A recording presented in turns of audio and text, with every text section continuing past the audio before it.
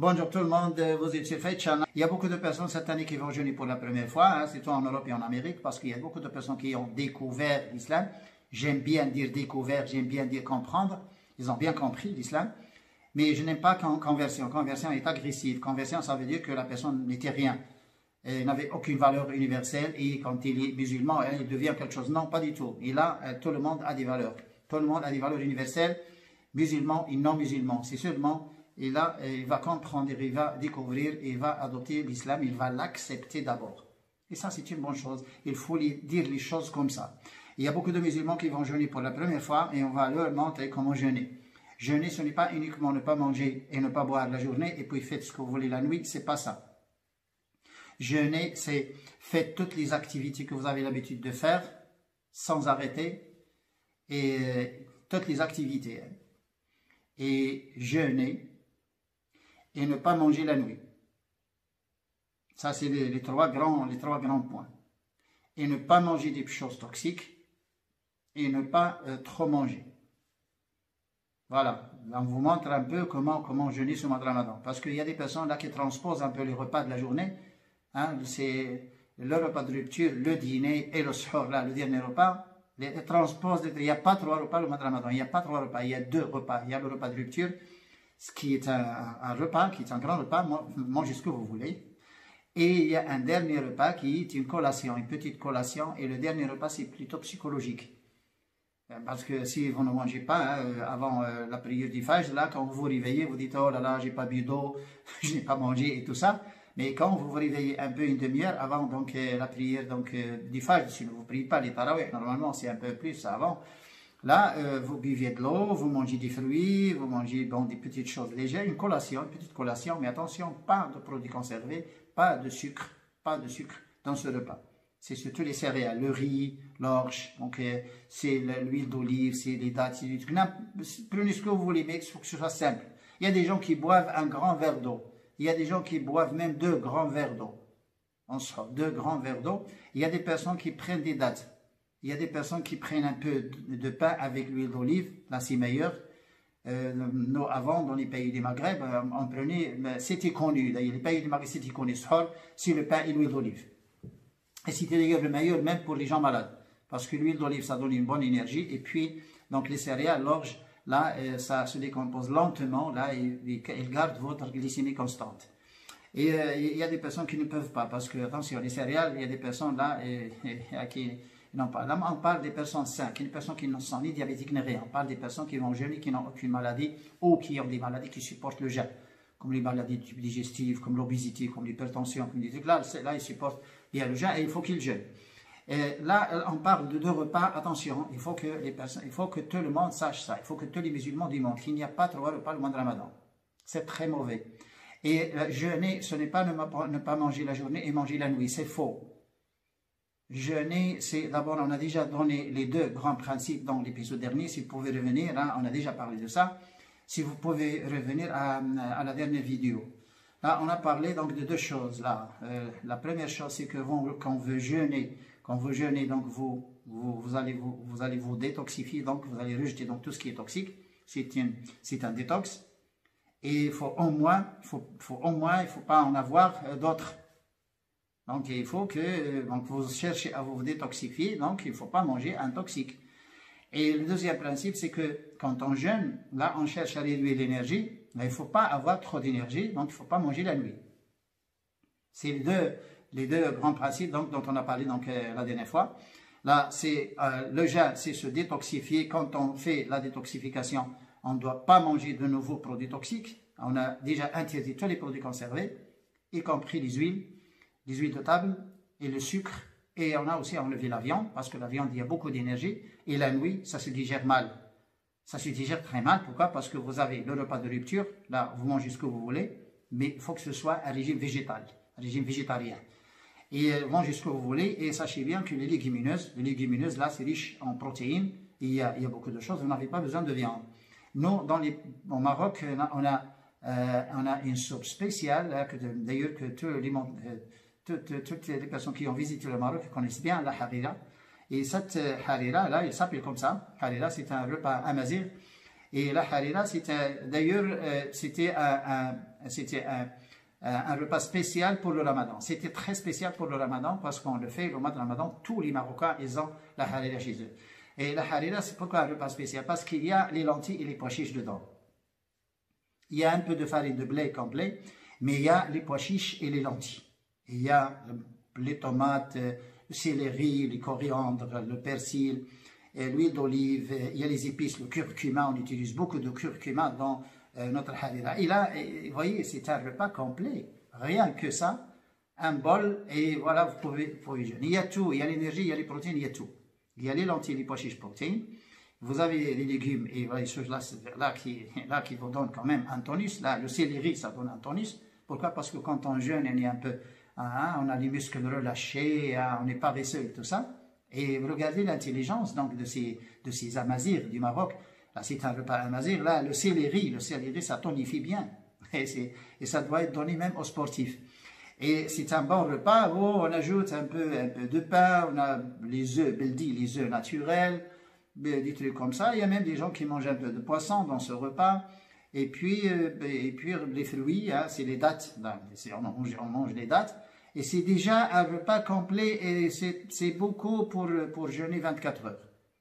Donc là, le repas de rupture et la collation du sahur, le petit repas du sahur. Mais entre les deux, il n'y a pas de dîner. Il faut barrer le dîner. Il n'y a pas de dîner le mois de Ramadan. Et je parle aux pays francophones, la Suisse, la Belgique, la France, le Canada. Bon, les pays du Maghreb, ils connaissent bien ça parce qu'ils parlent arabe et nous avons donc des vidéos en arabe. Mais ces pays-là qui ne parlent pas arabe, là, je le dis en français, il n'y a pas de dîner. Le mois de Ramadan, il n'y a pas de dîner. Je le dis 50 fois. Parce que déjà, quand on se détoxifie, la nuit, vous avez une circulation ralentie, vous avez une respiration ralentie, vous avez les enzymes ralenties, vous avez les hormones qui s'arrêtent, les facteurs de croissance et tout ça, ça s'arrête. Et là, si vous mangez le dîner, ça va être vers 11 h de la nuit, il y a des gens qui mangent à minuit. C'est grave. Déjà, la nuit, on ne doit pas manger. Si vous avez quelque chose à manger, mangez-le pendant le repas de rupture, ftar. Le repas de rupture, vous pouvez mangez ce que vous voulez. La nuit, il vous est permis, les liquides, c'est le thé, les tisanes, les jus, tout ce que vous voulez, l'eau. Buvez beaucoup d'eau la nuit, c'est bon, parce que l'eau, il ne demande aucune énergie, il ne se digère pas.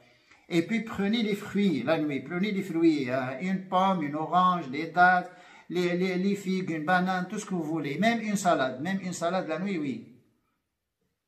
Une salade, c'est léger, ça ne se digère pas. Ça, c'est des choses qui ne demandent pas une énergie de digestion. Mais évitez les repas, évitez de manger, évitez les sucres et les viandes pendant la nuit. Attention, évitez les sucres des fruits, ça c'est du sucre simple, les passes, vous jeûnez, donc vous brûlez une pomme, la quantité de sucre qui est dans une pomme. Il y a des personnes qui disent le fructose artificiel ajouté à des aliments conservés, oui, c'est dangereux. Le fructose artificiel. Le fructose des fruits, attention, c'est un sucre indispensable. Ce n'est pas uniquement bon, mais il est indispensable. Parce que le métabolisme du fructose, c'est un métabolisme qui ne ressemble pas aux autres sucres. Ce n'est pas l'MDN Mayorov Parnas. C'est la voie des chaînes. Et là, ça passe directement, ça se métabolise dans le foie. Ces fruits-là, quand vous mangez, quand vous jeûnez et vous ne prenez que ces sucres, là c'est pas uniquement, ils ne vont pas faire du mal, mais c'est extraordinaire. Parce que vous allez puiser votre énergie des sucres naturels. Et notre Dieu, subhanahu wa ta'ala, a créé ce sucre dans les fruits, qui s'appelle fructose. Ça vient du fruit. Et Dieu ne peut pas faire les choses, d'ailleurs, comme ça. Vous voyez, réfléchissez bien. Tous les fruits, donc, sont des sources de fructose. Tous les fruits contiennent du fructose. Il y a d'autres sucres, comme le maltose, un peu de glucose, comme dans les raisins, par exemple, le maltose dans les dattes. Oui, mais le fructose reste la caractéristique principale des fruits. Il y a des personnes donc qui interdisent les fruits et c'est faux. On ne peut pas interdire les fruits parce que c'est une composante très importante en nutrition. Il y a les pectates, il y a les fibres, il y a les minéraux, il y a les vitamines, il y a la vitamine C, il y a beaucoup, il y a même le glutathion. Ça, c'est parce qu'on les mange crus. Le glutathion, ça ne supporte pas la chaleur. Et c'est des sources aussi, donc, et surtout les vitamines. Et on ne peut pas, attention, les fruits, c'est une composante alimentaire très importante. Donc il ne faut pas dire n'importe quoi. Donc là, ces 2 repas, c'est le dîner et le suhoor. Organisez-vous comme ça. Et comme ça, vous n'aurez pas un excès d'énergie. Et vous n'aurez pas, surtout pas, donc, cumuler de nouveaux toxiques. Donc vous allez certainement relâcher tout ce qui est excès, tout ce qui est toxique donc, de votre corps. Et surtout les maladies auto-immunes. J'invite donc les gens qui ont des maladies auto-immunes d'ailleurs à pratiquer donc cette façon de jeûner. L'année dernière, il y a beaucoup de personnes qui l'avaient pratiqué et que c'était extraordinaire. Hein. C'était un résultat d'ailleurs satisfaisant, très satisfaisant. Et essayez de jeûner avec ça, avec les produits naturels, cuisson à la maison avec l'huile d'olive, le régime végétarien, un peu de poisson, oui, pourquoi pas. Hein, mais attention, évitez les sucres, les huiles, tout ça, les produits industriels et surtout les sucres. Parce qu'on mange beaucoup de sucre le mois de Ramadan. Et quand vous mangez du sucre, vous ne jeûnez pas. Parce que vous avez trop d'énergie. Et même si vous jeûnez 17 heures, vous ne pouvez pas métaboliser, vous ne pouvez pas éliminer cet excès d'énergie. Donc, ayez ce qu'il faut juste pour votre corps et stressez-le. Il faut bouger, il faut sentir la faim et la soif. Stressez votre corps pour l'obliger d'ailleurs à lâcher tout ce qu'il a accumulé comme produits toxiques. Les métaux lourds, les fibromes, les kystes, l'eau, il y a des liquides là qui s'accumulent dans les interstices, dans le corps. Là, il faut qu'ils soient rejetés. Il y a même l'augmentation de certains enzymes, hein, les gamma-globulines, les ACRP, vous avez donc les transaminases et beaucoup de choses. Il y a même des personnes, qui ont un problème donc des pancréatites, donc l'augmentation de la lipase, il y a l'hormone donc de la prostate, il y a beaucoup de choses là qu'il faut qu'ils soient réduites, hein, d'ailleurs pendant le mois de Ramadan. Si vous ne pouvez pas réduire ça pendant le mois de Ramadan, donc il n'y a pas d'autre solution malheureusement, parce que c'est des maladies qui proviennent du métabolisme, c'est des maladies qui proviennent de votre mode de vie. Et ce n'est pas des maladies microbiennes, ce n'est pas des maladies virales, ce n'est pas des maladies parasitaires, c'est des maladies qui proviennent de ce que vous avez l'habitude de manger. C'est des choses toxiques que vous mangez. Il a essayé donc d'avoir ça en tête. Dans l'autre vidéo, dans l'autre épisode, on a parlé de 2 grands principes. Le régime végétarien et cuisson à la maison, produits naturels pour éviter donc de nouveaux produits toxiques. Et pas de viande, pas de sucre et pas de tout ça là pour réduire l'énergie. Et aujourd'hui, on a parlé de 2 repas. Il ne faut pas manger la nuit pour ne pas avoir des troubles digestifs, pour ne pas avoir des et pour ne pas avoir excès d'énergie. Pas de dîner, uniquement le repas de rupture et le suhoor. Le repas de rupture, ça doit contenir donc les choses dont on a parlé. Et puis le suhoor, c'est des choses légères, c'est une petite collation. Buvez beaucoup d'eau pendant la nuit. Et prenez même des thés, des tisanes, des infusions, tout ça, c'est bon pendant la nuit. Donc nous allons beaucoup étayer la chose et nous avons même parlé de certaines choses dont on a l'habitude de les prendre le mois de Ramadan. Et est-ce qu'ils sont bons ou mauvais? Il y a des choses à supprimer, il y a des choses donc à éviter. Il y a des choses aussi, il y a des personnes qui ne pensent même pas à des choses qu'il faut qu'ils consomment le mois de Ramadan. Inch'Allah, on va rester avec vous, sûrement, on va vous encadrer, Inch'Allah. À notre épisode, salam alaikum.